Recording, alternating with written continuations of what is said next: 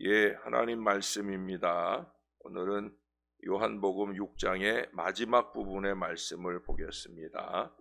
6장 60절에서 마지막 71절까지의 말씀입니다. 제자 중 여럿이 듣고 말하되 이 말씀은 어렵도다. 누가 들을 수 있느냐?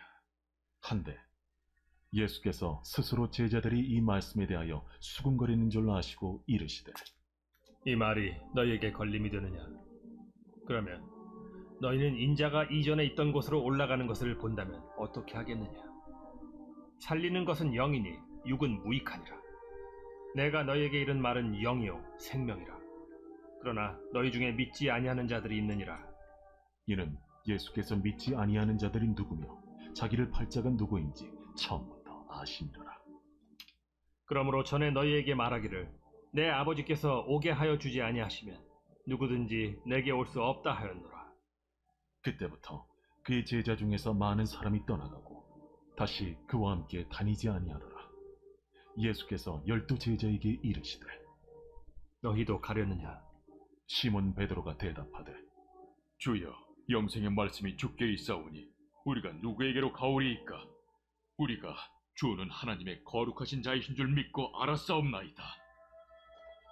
내가 너희 12를 택하지 아니하였느냐? 그러나 너희 중에 한 사람은 마귀니라. 이 말씀은 가룟 시몬의 아들 유다를 가리키시니라. 그는 12 중에 하나로 예수를 팔 자라. 아멘. 예수님은 언제나 많은 사람들에게 공평한 기회를 부여하셔요.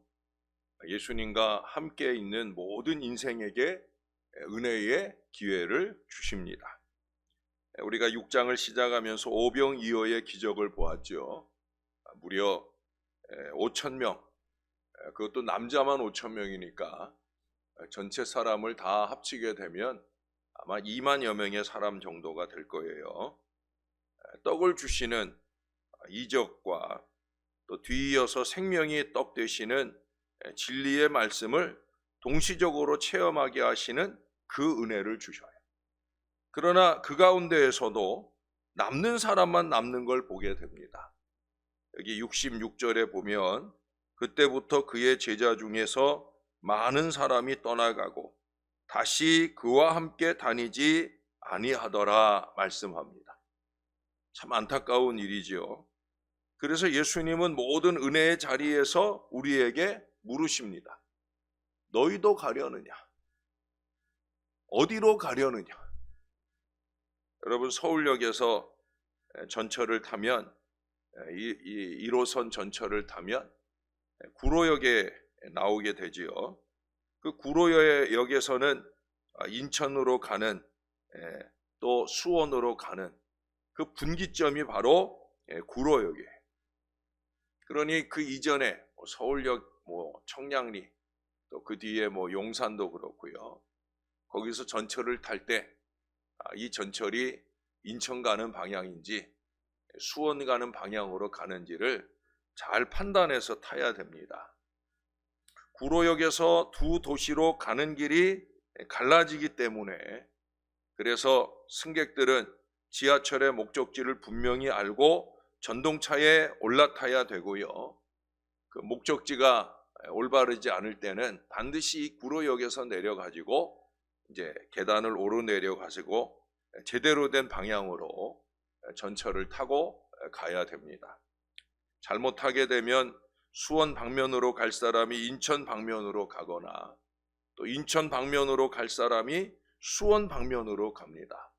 그러니까 보통 사람들은 좀 지혜로우면 구로역에서 계단을 오르내리기 싫으니까 미리 영등포역이나 신도림역 등에서 미리 갈아타서 수고를 덜하게 되는 경우를 많이 봅니다. 그러나 그럼에도 불구하고 수많은 지하철 1호선 승객들이 차를 잘못한 채로 구로역을 통과해 버릴 때가 있어요. 그들은 다시 구로역에 와서 차를 바꿔 타는 귀찮은 일을 감당해야 합니다. 여러분, 우리 인생길에도 구로역 같은 분기점이 있지 않겠습니까? 우리 인생길은 구로역으로 다시 돌아가듯 할 수 없고 다시 돌이킬 수도 없어요. 하나님의 심판대 앞에서 천국으로 갈 것인지 지옥으로 갈 것인지가 결정이 되어집니다. 64절 하반절에 보면 이는 예수께서 믿지 아니하는 자들이 누구며 자기를 팔 자가 누구인지 처음부터 아심이러라. 다 아셔요. 예? 누가 천국 갈 자인지 누가 지옥 갈 자인지 다 아셔요. 가룟 유다가 지금 이 은혜의 자리에 없는 게 아니에요. 있어요. 있지만 결국 그의 미래는 천국이 아니라 지옥이라는 거. 예수님은 다 아셔요. 여러분, 인생의 마지막 날이 오기 전에 내가 탄 인생의 전동차가, 신앙의 전동차가 어느 곳을 향하고 있는가를 분명히 알고 살아야 됩니다. 늦기 전에, 최후의 분기점이 오기 전에 그리스도를, 영생을, 은혜를 선택해야 되는 거예요. 제대로 은혜의 길을 갈 수 있어야 됩니다. 이제 우리가 뒤에 가서 14장 6절에서 확인해 보잖아요. 예수님께서 가라사대 내가 곧 길이요 진리요 생명이니 나로 말미암지 않고는 아버지께로 올 자가 없다. 아버지께로 갈 자가 없다 말씀하셨어요. 길 대신 우리 예수님과 함께 날마다 깨어나는 이 새벽 아침이 우리 모두의 믿음의 인생을 더욱더 신령하게 바꿔놓는 중요한 분기점이 될 수 있기를 바랍니다. 반드시 그런 아침으로 깨어나야 되는 거예요. 혹여라도 지옥으로 가고 있던 걸음이 천국으로 바뀌는 은혜의 아침이 되어야 되는 거예요. 또는 파멸과 고통으로 달려가는 인류의 미래를 좋은 세상 되게 하는 은혜의 걸음으로 바뀌어질 수 있어야 된다는 거예요. 여러분, 이미 앞서 두 번이나 우리가 살펴봤지요. 오늘 68절, 69절은 아주 중요한 베드로의 신앙 고백이 나와요. 우리는 보통 마태복음 16장에 나오는 주는 그리스도시요 살아계신 하나님의 아들이십니다 라는 이 베드로의 위대한 신앙 고백만 알고 있는데, 그 고백 이전에 오늘 이 고백이 아주 중요합니다. 날마다 말씀 앞에 서는 우리 모두가 항상 이 고백을 드릴 수 있어야 된다고 말씀을 드렸어요. 토요일 새벽에는 우리가 같이 해보기도 했죠. 영생의 말씀이 주께 있사오니 우리가 누구에게로 가오리까? 영생의 말씀이 신월제일교회에 있사오니 우리가 누구에게로 가오리까? 여러분, 항상 이 고백을 잊지 마셔야 됩니다. 특히 예배의 자리에 앉아 있을 때마다 이 고백을 드리고 깨어 있어야 되는 거예요. 왜? 그 다음 말씀 보세요. 우리가 여기서 잊지 말아야 될 중요한 말씀을 70절에 합니다. 예수께서 대답하시되 내가 너희 12를 택하지 아니하였느냐? 그러나 너희 중에 한 사람은 마귀니라. 예수님이 어떤 마음으로 이 말씀을 하셨을까? 네?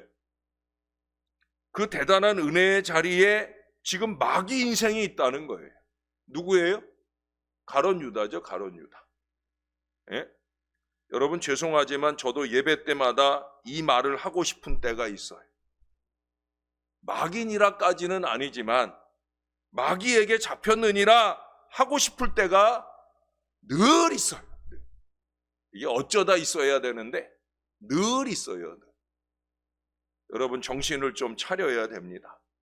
수없이 얘기를 해도 정신을 못 차리지만 그래도 다시 또 이 말씀을 보니까 또 여전히 정신을 차려야 되는 거예요. 아까 64절에서도 보았잖아요. 예수님이 다 아신다니까요. 예? 분명 우리의 예배는 하나님의 은총의 자리인 줄로 믿습니다. 그렇기 때문에 마귀 같은 한 사람 혹은 몇 사람이 이곳에서는 없기를 바라는 마음이 이 목회자의 마음에는 늘 간절하죠. 여러분, 은총의 자리에 있는 우리는 하나님께 어떻게 보일까? 여기 하나님이 처음부터 다 아신다고 그랬는데, 예배 시작하기 전부터 다 아신다고 그랬는데, 죄송하지만 저도 예배 시작하기 전부터 다 알아요. 예배 중에도 다 알아요. 제가 아는데 하나님은 얼마나 더 잘 아시겠어요? 여러분, 은총의 자리, 은혜의 자리에서는 꼭 은혜 받으시기를 바랍니다. 하나님이 바라보실 때 은혜 받고 있다라고 생각되는 인생이 되어야 된다는 거예요. 쟤는 왜 왔나? 예? 한 사람은 막인이라. 여러분, 이렇게 얘기되어지는 인생이 되어서는 안 된다라고 하는 거예요. 예수님에게 은혜 인생으로 꼽아지는 사람이 있고, 예? 마귀 인생으로 꼽아지는 사람이 있다는 거예요. 리스트가 다 있어요. 리스트. 예? 신들러 리스트라는 영화를 여러분 혹시 아십니까? 아마 한두 번 정도는 거의 보시지 않았을까? 스티븐 스필버그 감독의 영화 제목인데 1994년에 아카데미 영화계에서 7개 부문에서 상을 받았어요. 이게 하나만 받아도 난리잖아요. 우리 얼마 전에 우리나라 영화가 이 아카데미 영화제에서 상을 받았잖아요. 뭐였더라? 예, 그거. 예. 근데 7개를 받았어요. 대단한 영화죠. 예. 이 영화는 실화예요, 실화. 오스카 신들러라고 하는 체코 출신의 나치 당원을 주인공으로 제2차 세계대전 때에 독일의 폴란드 침공을 그 배경으로 하고 있어요. 신들러라는 이 사람은 사업가입니다. 그것도 독일의 군수물자 공급을 하는 공장을 운영하는데 정치적 수완으로 폴란드의 유대인 포로들을 직공으로 일을 시켜서 엄청난 부를 축적을 합니다. 돈과 여자를 즐기며 방탕한 삶을 살던 신들러가 어느 날 그 포로 수용소의 소장 괴트의 잔혹한 유대인 학살을 보게 됩니다. 이 괴트라는 사람은요, 그냥 유대인들 죽이는 걸 즐거움으로 삼는 거예요. 그냥 심심하면 자기 집이 이렇게 2층인가 3층인가 자기 집에서 그저 창밖으로 베란다에 나와가지고 그 중에 누구 하나 수용소를 향해서 포로로 한 사람 정하면 그냥 거기다가 사격 연습을 하는 그런 정도로 아주 악독한 사람이에요. 그걸로 끝나는 게 아니잖아요. 그 수용소에서 이제 결정이 되는 거예요. 뭐가 결정되느냐? 아우슈비츠로 가는 사람들이 결정이 되는 거예요. 그래 이제 거기에 기차가 한 번씩 오면은 이 수용소에 있는 사람들을 추려가지고 그 기차에 태워요. 그 기차는 죽음의 기차예요. 그 기차를 타온 아우슈비츠로 가서 죽음을 맞이하게 되어집니다.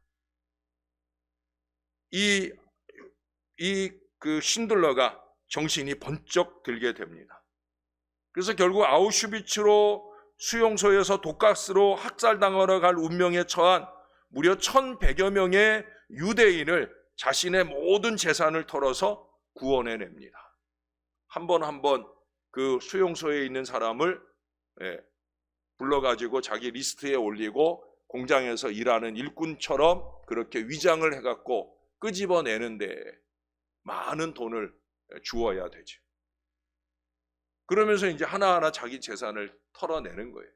나중에 손목시계까지 풀어내면서 한 사람 한 사람의 생명을 구해내게 됩니다. 이 신들러의 명단에 있는 1,100여 명은 전쟁이 끝나는 날까지 신들러의 보호 아래서 생명을 보존하다가 마침내 해방을 맞이하게 되어집니다.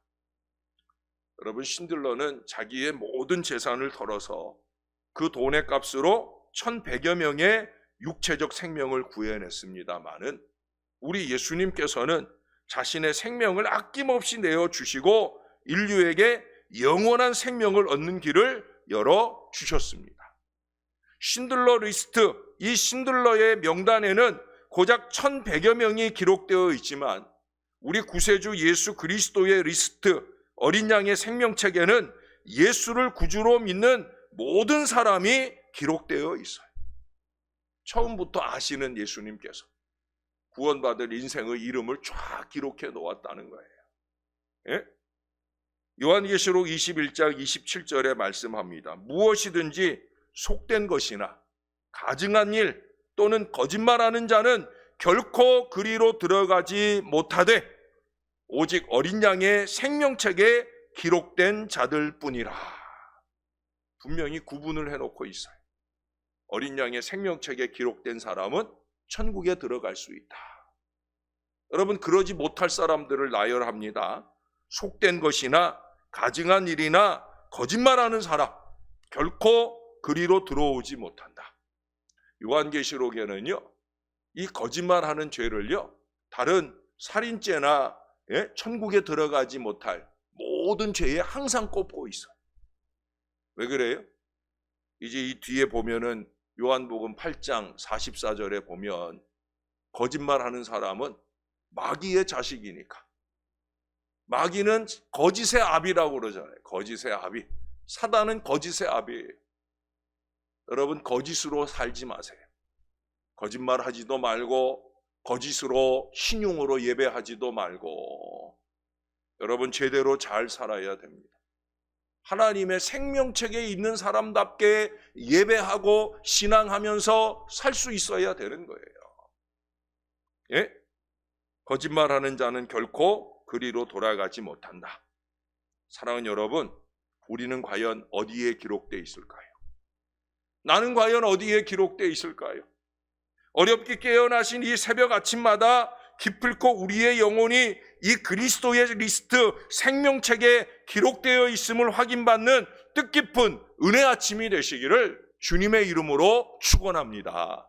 우리는 거기까지 여서만 안 돼요. 신들러처럼 우리 모두도 이 신들러처럼 함께 이루는 좋은 세상의 역군들이 될 수 있어야 됩니다. 신들러는 1100명의 육체적 생명을 구했지만 저와 여러분은 할 수 있으면 나를 구원해 주신 그 생명책, 그 리스트 안에 내 사랑하는 가족들도, 내가 아는 그 누군가, 아니 내가 적극적으로 내 인생의 어느 한순간 주의 복음을 들고 나아가 전하게 될 그 어떤 세상에서 만날 사람의 이름들이라도 기록될 수 있도록 그렇게 살아내야 된다는 거예요. 사랑하는 여러분, 바로 그것을 출발하는 분기점, 은혜의 자리가 어디냐? 이 시간이 되는 줄로 믿습니다. 항상 예배할 때마다 우리는 그 마음을 놓치지 말아야 돼. 영생의 말씀이 주께 있사오니 우리가 누구에게로 가오리까? 이 고백으로 주의 영생의 말씀을 받는 사람이 되어야 하고, 한 발 더 나아가 이 영생의 말씀을 세상에 전하여 많은 사람들의 이름이 나 때문에 예수님의 생명책에 기록되는 은혜의 도구로 잘 쓰임받는 저와 여러분들이 될 수 있기를 우리의 구주 되시는 예수님의 이름으로 간절히 축원합니다. 기도하겠습니다. 좋으신 아버지, 오늘도 은혜 인생으로 이 새벽을 깨우게 하시고 주님이 주목하여 바라보시고 흐뭇해하실 거룩한 신앙 인생으로 우리를 붙들어 주시니 감사합니다. 영생의 말씀이 이 새벽 아침에 있기에 우리가 여기 있나이다. 오늘도 한 말씀도 놓치지 않고 주의 말씀을 받아 참으로 우리가 영생의 말씀으로 하루를 살고 영생의 말씀 붙들고 우리의 남은 생애를 살고 천국까지 들어갈 수 있는 예수님 생명책에 기록되어 있는 거룩한 백성이 되기를 소원하는 그 마음을 이 아침에도 주 앞에 올려드리오니 기쁘게 연락하여 주시옵소서. 우리 부족한 인생들에게 더욱더 성령의 충만을 주셔서 늘 은혜의 자리로 보내고 돌아갈 수 있도록 날마다 우리를 지켜 인도해 주시옵소서. 주님께 바라옵기는 특별히 오늘 밤에는 재직 헌신 예배를 드립니다. 외부 강사 박진철 목사님 모시고 함께 은혜 받으려 하오니 하나님, 이 제단 안에 모든 재직들을 보내 주시옵소서. 자신들이 재직인 걸 깨닫게 도와주시고 재직의 리스트에 이름이 올라있는 모든 주의 사명자들이 주님의 존전에와 은혜의 예배를 드리며 하나님께 영광 돌리게 하여 주시옵소서. 생명책에 기록된 이름만 아니라 면류관 받을 헌신의 책에도 기록될 이름들이 되게 하여 주셔서 예배로 헌신하고 땀과 눈물로 헌신하여 하나님께 영광 돌리게 하여 주시옵소서. 오늘도 우리 김금옥 권사님도 생일을 감사하여 예물을 드리고 무명으로 예물 드리는 손길도 있습니다. 기쁘게 연락하시고 칭찬하시며 믿음으로 날마다 새벽을 깨우고 은혜로 날마다 새벽을 열어가는 그 건강한 신앙의 걸음에 하늘의 축복을 더하여 주시옵소서. 더욱더 은혜로 행복할 수 있게 우리 주님이 붙들어 인도해 주시옵소서. 하나님, 우리 교회가 희년을 맞았습니다. 지난 50년 세월 동안에 우리가 선교하는 일에 많이 미약하였사온데 이제 50년을 기점으로 깨어나게 도와주옵소서. 우리도 더 많은 리스트를, 구원의 리스트를 전 세계 곳곳에 써나가는 은혜로운 교회가 될 수 있도록 우리를 도와주시옵소서. 주님과 함께하길 소원합니다. 감사드립니다. 예수님의 이름으로 기도합니다. 아멘.